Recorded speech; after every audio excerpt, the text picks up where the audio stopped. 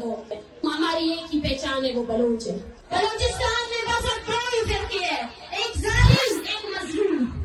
मैं पैगाम देना चाहती हूँ इस जलसेगाह से और उस नाम नेआब कौम परस्त को, बाज आ जाओ, अब बलोच अवाम खड़ी हुई है। इस्लामाबाद में उस टटकती सर्दी में जब मैंने बलोच बच्चों को देखा तो मैंने भी देखा कि काश ये स्कूल जाते। मैंने इनको देखा कि कैसे वो तड़प रहे हैं कि उनके शोहर कहाँ है। हम आपको याद दिलाते रहेंगे कि आपने हमारी कितनी नस्लें अपनी तोपों से उड़ाए हैं। हम आपको याद दिलाते रहेंगे कि हम कभी नहीं भूलेंगे अपने शहीदों को। हम हो उन इज्तिमाई कब्रों के वारिस जिनको आप फेंकते हो ना, वो बलोच की कब्रें हैं, बलोच नस्ल की कब्रें हैं, बलोच कौम की कब्रें हैं। अपनी धरती पर खड़े हुए हर दूध जायका लेंगे, ये बलोच कौम का वादा है। मुझे आज इस जलसे में इंकलाब की बू आ रही है, वो इंकलाब जिसका ख्वाब हमारे शहीदों ने देखा, वो इंकलाब जिसके लिए ये माएं 15-15 सालों से तड़प रही है।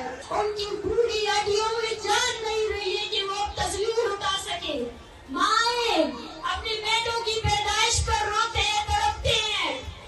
आज इस पाकिस्तानी रियासत में हम जब यहाँ सब बैठे हुए हैं, एक 8वीं क्लास की जमात के बच्चे को अगवा किया है। आज मैं मारंग आप सबसे, आपकी बहन होकर, आपकी बलूचिस्तान की बेटी होकर हाथ जोड़कर अपील करती हूँ कि मैं रहूं या ना रहूं, ये अवामी तहरीक आप सबकी अमानत है।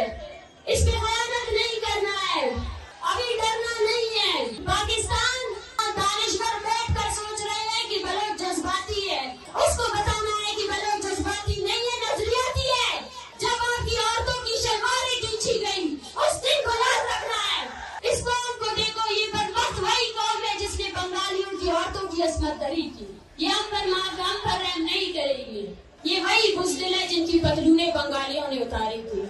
जब अपने से ताकतवर फौज के सामने आते हैं तो पतलूने उतर जाती है। आओ, वो लोग जो बोलते थे कि बलोचों की तादाद चंद में, आओ इस इनकलाब को देखो, इन लोगों को देखो, देखो इन्हें, आओ देखो।